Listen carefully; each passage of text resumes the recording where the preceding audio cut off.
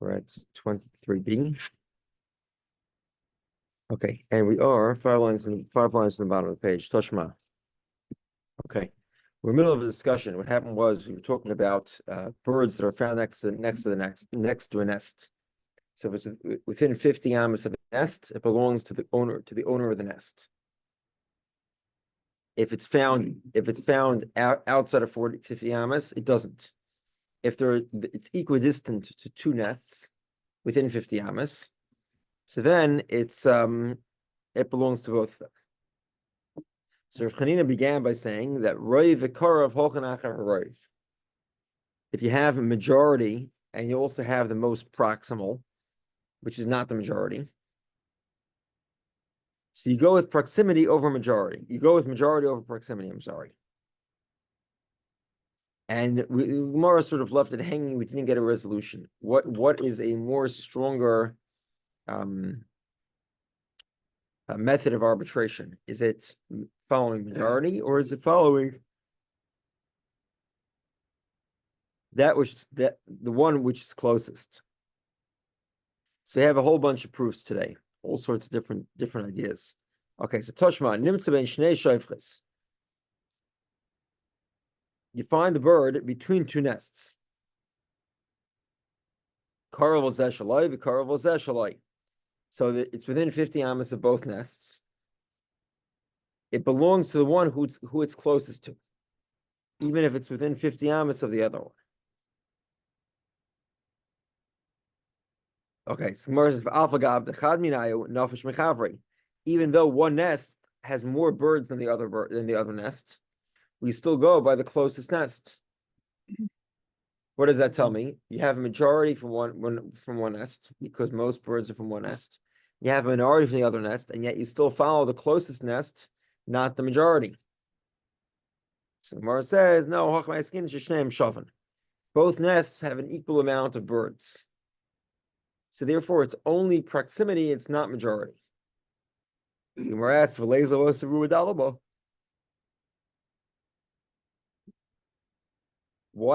can't it be why don't we go by majority of the world? And by majority of the world, it belongs to neither of them. Majority of birds are wild. So nobody owns it. Okay. Now, it's important. We already said yesterday that our mission is not talking about birds that fly. It's talking about midada. Midada is sort of where the bird is doing hopscotch. The wing is not working, or it's too young to fly. It sort of hop around. It can't actually. It's the age of the bird, not the species. Sorry? The age of the bird, not the species. Because something like an ostrich doesn't. Right. No, right. We're not talking about the species. It's either the age or it's wounded. Okay. So we're talking about a bird that's wounded. So maybe the bird came from a different nest. It hopped over from another nest. So I was talking about Eskina Bishvil Shakram. Okay, we're talking about an interesting scenario. We're on top now of 24a. It was found in a row of the vineyard. Okay, what does that mean? You have multiple rows in a vineyard. You have one nest on either side of the row. And the Gemara is going to make an interesting claim. If the bird came from the world, it's not from one of these two nests. Because it was hopping, it can't get there. Why? They called him midadi. The bird will only hop as far as it can see its nest. But because in this scenario, there's two rows of vineyard that block either side of the world, so the nest would have to be the animal would only get there if its nest was alongside the vineyard, and there's only two nests there. So it must be that the bird came from these two nests. Amar Abai says, "Afanan nami tanina." We learned as such as well. Dam shenim to the price there. You have blood. Okay, so this is the laws of Hilchas Nida.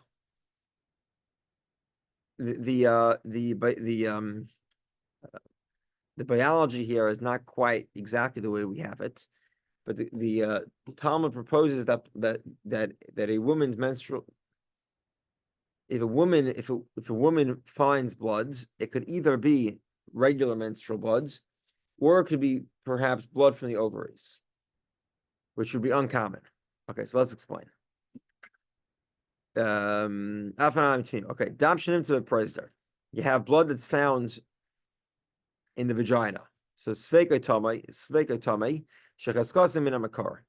So you don't know where the blood came from. You presume it comes from the makar, from the uterus, meaning it's the shedding of the uterine lining. It's menstrual blood, and therefore she's tummy. Even though there's an aliyah is the attic. That's a reference to the ovaries. That's closer. So it could be blood from the ovaries, but that's extremely unlikely. So therefore, we say that we presume it's menstrual blood. And she's tummy. This is an example of roiv and karev. The majority of blood is normal, is from a normal period. A very small minority of it is from the ovaries, or could be from the ovaries. And yet even though the ovaries are closer than the uterus, now obviously this has to do with the fact that the Talmud considers the connection between the ovaries and the uterus and the vagina to happen below the uterus, which is obviously not how we describe it today. Be that as it may, you can look at the footnotes, see if you can get a better resolution on that. Whatever it is, even though the ovaries are closer, again, that's sort of not the case today. They've moved. No, right. We're not exactly sure what it means, or what it means to have ovarian blood in the first place. It's typically a sign of a severe illness. It's not quite not quite a healthy behavior. Now, Gora sort of points it out, but I think today it's much more rare than even the Gemara would point out. It has to be some serious illness for women. Yeah. Okay. So even though the ovaries are closer, but you presume it's in the uterus. Rava says no. This is different. This is roiv umotzi kamrat. Roiv umotzi leklaman omer. It's not just majority, it's majority, and it's also the most likely. Like we said, ovarian blood is very, very rare. And therefore, nobody says that we would follow the closest, which is rare and uncommon, over that which is slightly distant and ever present. So it's not a good proof to Rav Chanina, because in this case, it's roiv and it's common. The Tanim of Chia, Damanim to Poiser. How do we know this? Because Rav Chia says, if a woman sees blood, then basically we consider it to be certainly tamei. There's no doubt. Now hold on a second. One second. And Rava says, we see three things from Rav Chia. First thing we see is we go by majority, not that which is close, because the woman could be seeing technically ovarian blood. But we don't. But we say we follow majority. The majority of blood is menstrual blood. It's from periods. 1 second. So we follow majority. Shmami no ruba da'rais. So we see from here that roiv is da'rais. So roiv is biblical concept that you follow roiv. Shmami no isa l'derab zera. And we also see the rule of Rav Zera. Okay, we'll get to Rav Zera in a moment.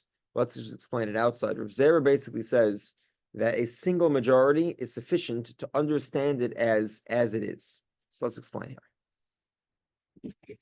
The key here of majority in this Gemara, the Gemara says that if a woman sees blood, she's tamei, and if she goes into the temple, she's liable for violating the rules of the temple, and if she touched truma, you burn it because of the tumah.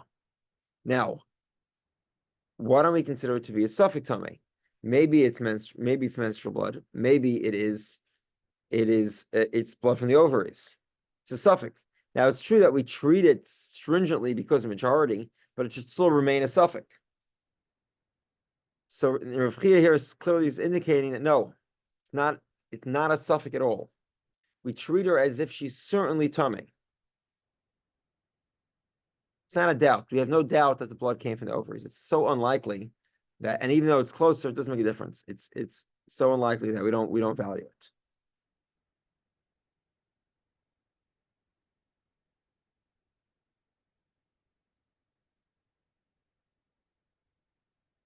1 second.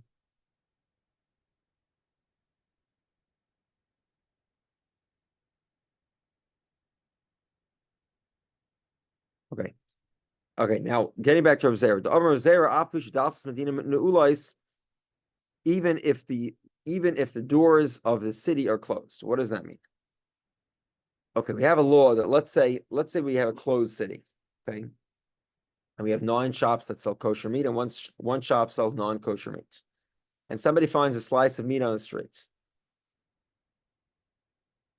He can presume that slice of meat came from the kosher stores.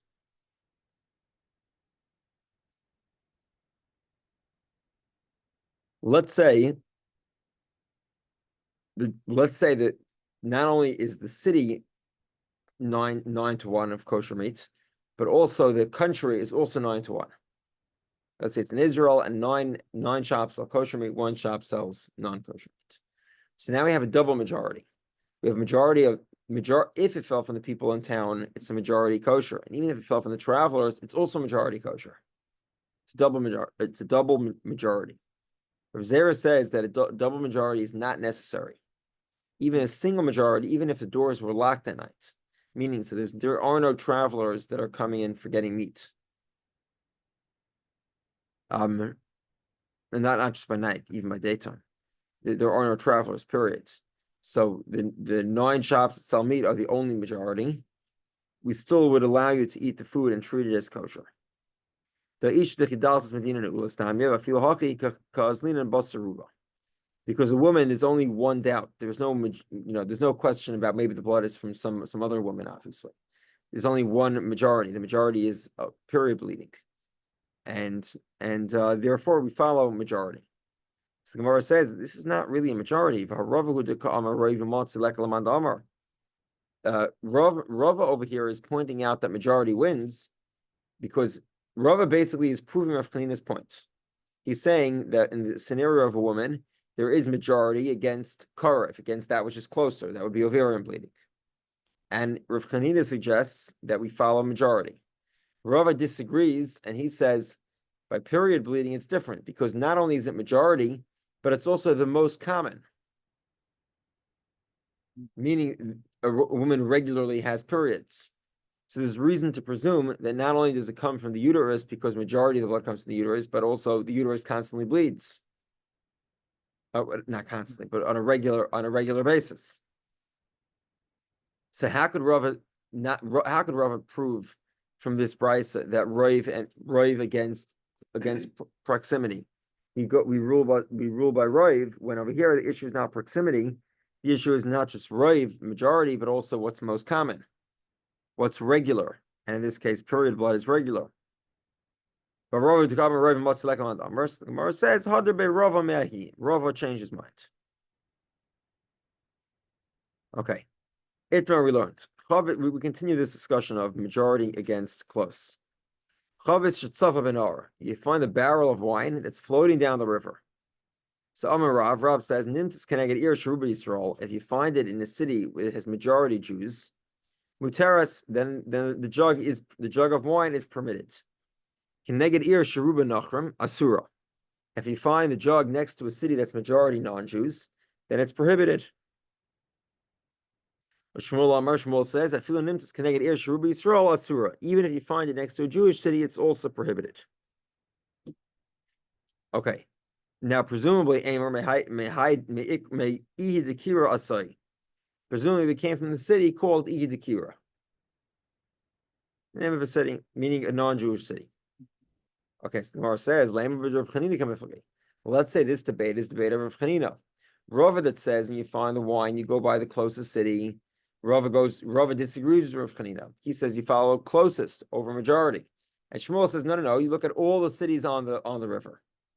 And if there's a majority non-Jews, then you go by presume it's non-Jewish wine, which is like Rav Chanina. So let's say that Rav Chanina really here is the question. It's up for debate.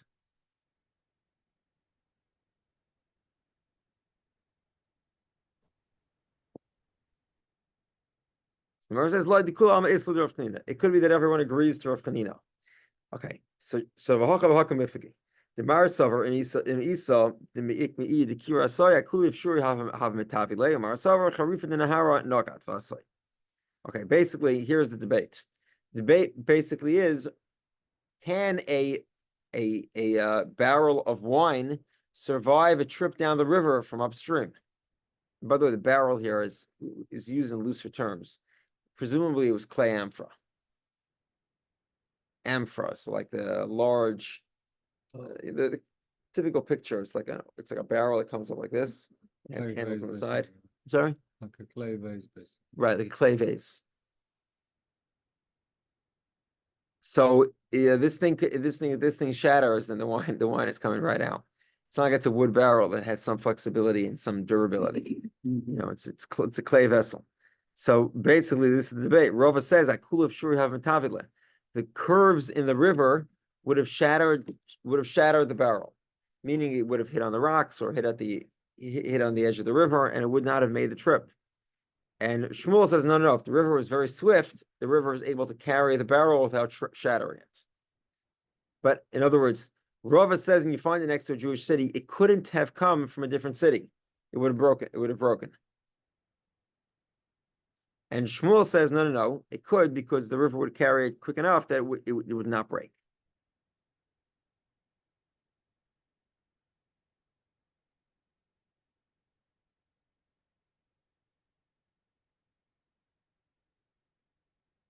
Okay. Hahu chatzva. The chamra. Second. Yeah, there was this barrel of wine. The pardesa de orla. It's a very interesting question. So, a guy plants a new vineyard. The Jewish law is first 3 years he can't eat from the grapes. The guy's walking down the vineyard, and he sees a barrel of wine from the vineyard. And now the question, obviously the city's majority Jews, so we know it's kosher wine. And now the question is this wine from this vineyard, which would be prohibited to eat because it's arla. It's in the first 3 years. Shari Ravina permitted it. So the Gemara says, why did he permit it? Presumably because he holds a Rav Chanina, and he says that majority is from different fields. The majority of the fields in this town are the overwhelming. The majority of them are kosher, but also the majority of them are not arla. They're not newly planted. Mm-hmm. So we presume this barrel comes from the majority of fields. One second. So this would be like Rav Chanina, because the closest field is arla, would be prohibited. The majority of fields is kosher, because kosher people, and it's kosher, and the trees are not young. So this seems to support Rav Chanina. So the Gemara says no. If somebody stole the wine from that specific field, he wouldn't have hid the wine that he stole in the same field. Meaning, it's more than just hid the wine. Because he would have stolen it as grapes, and he would have had to press the wine on his own. So he not only steal the grapes, but he brought the wine back after he pressed it to hide it. That's unlikely. This is specifically wine. But let's say he found grapes. Grapes would be a different story. A robber would hide grapes on the property from which he's stealing. But to go process it as wine and then bring it back to the same property, that's unlikely. Okay. Hanu Ziki de Chamra. There were these flasks of wine. They were found in a vineyard in Israel. Sharnu Rava permitted them. Let's presume he disagrees with Rav Chanina. 1 second.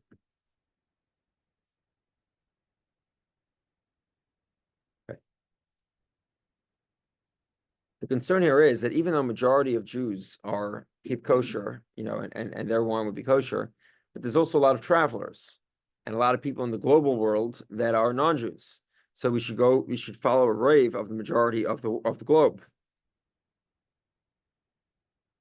And yet we're following the local majority, the local people, the local population. This disagrees with Rav Chanina.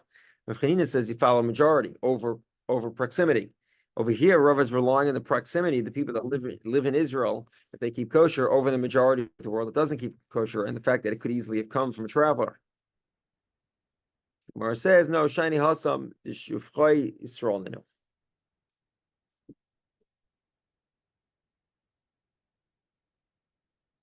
Okay, so this is a very interesting catch.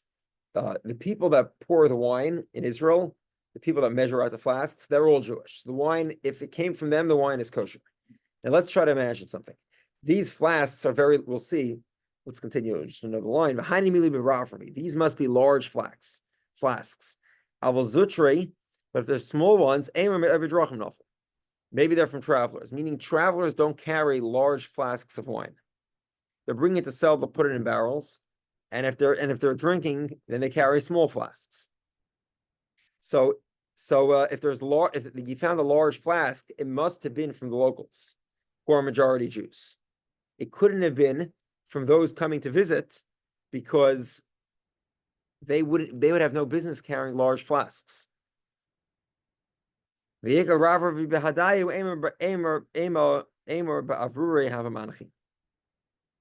second. Okay. And moreover, if you have one large flask next to a few small flasks, the small flasks are also permitted for the same reason. We presume that those small flasks belong to the owner of the large flask. Travelers do not carry large flasks, and therefore only small ones. And therefore, we certainly know that this is not from a traveler, or whatever. Majority, it's not from a traveler, because the majority of the large flasks are for the locals. And therefore, this has nothing to do with Rav Chanina. Rav Chanina is talking about where there's majority against close proximity. Over here, it's the proximity is the majority of large flasks, because the visitors aren't carrying them. Make sense? Hmm. No? Yeah, again? Okay. Okay, the next Mishnah is an interesting set of laws. It pertains, as we see in the Gemara, this obviously is referring to a property in Israel, unless there was some sort of community or HOA that created a certain set of rules. Okay, what's the rule? You have to keep the trees 25 amas away from the city. If you have a charuv is a carob tree, shikma I believe is a sycamore. Is that the translation? Sycamore. Okay, like I mentioned before, I have no clue what a sycamore tree is. Apparently, it's a type of wood. Mm-hmm. Okay, so these trees, chamishim amma, their roots are extremely strong and they go very, very far. You have to distance the tree 50 amas. Okay, Abishol says, Kollel and srak chamishim amma, any non-fruit bearing tree is 50 amas. Okay, so let's explain what exactly is going on here. What's happening is that we want the cities to be nice. So if anyone's ever been to Jerusalem, Jerusalem has a version of this today in the current Jerusalem code. So obviously all the buildings have to have the same stone, right? It's well known. And also, if you travel at the edges of Jerusalem, you'll notice they have like a green belt around the city where they don't allow any construction. So the outlier neighborhoods, you have to travel through to get to them, because it's the green belt that's in between where they won't allow any construction. The sort of idea that a city should, like Jerusalem, a holy city, should be like prominent. And I'm not trying to comment on the virtues of such a policy at all. It's not my point, but it does exist. That's the reality. And the concept of the policy is that it's supposed to make the city nicer. And again, I'm not commenting on the virtues of the policy. So this is a similar idea. Obviously, cities, Jerusalem today is a very large city. Back then, Jerusalem was much smaller. You can actually see the walls of old Jerusalem. If you go to the old city, there's a few places where they've excavated it. And even then, Jerusalem was a larger city, but a small city. You want the city to be nice. People should walk up to a city. So you don't want trees covering over the walls or covering over the city. You want the certain prominence that has to come from moving the trees back from the city. And it's 25 amas. Okay. Let's say the city came before the tree. The guy planted the tree after the city was built. So then the city cuts down the tree, and they don't have to pay the guy for the tree. But let's say the tree is first, then they built the city afterwards. So then you chop down the tree and you have to pay.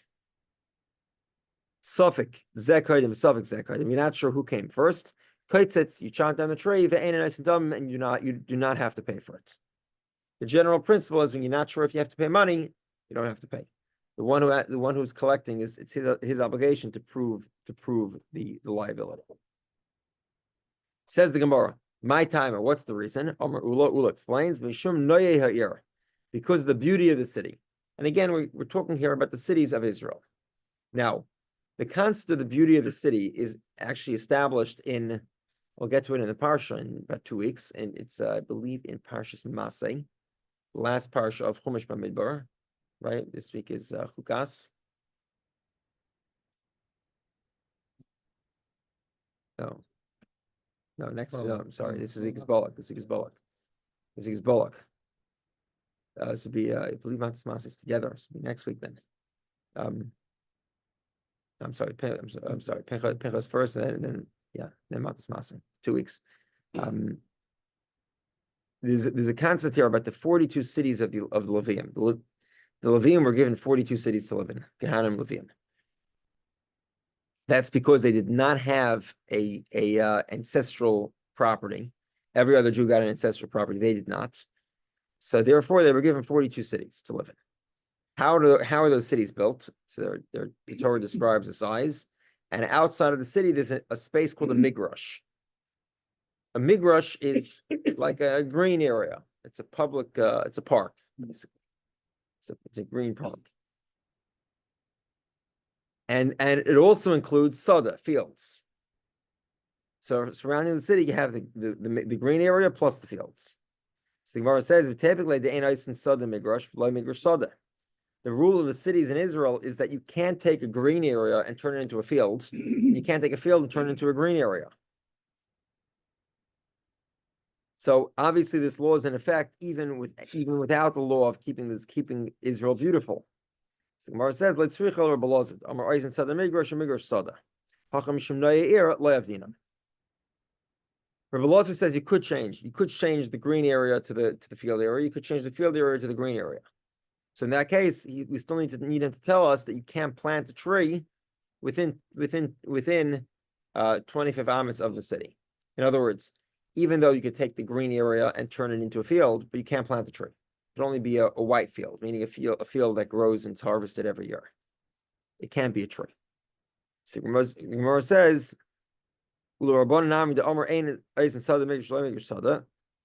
according to the rabbis, we can explain this. This rule is roim. It could be the rabbis say this rule is only in effect for things that are planted, things that are harvested every year, like wheat or vegetables. But trees, Avdinan, you could plant trees. However, you could plant trees in the green area, but not within the first 25 amas. Because the beauty of the city, it's not permitted. So Gemara asks, and we know Tamer the shiny means Zarin le'ilonais. How do we know that there's a difference between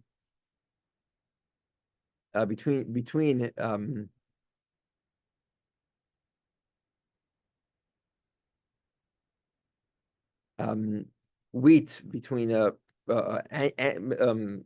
yearly harvesting and trees?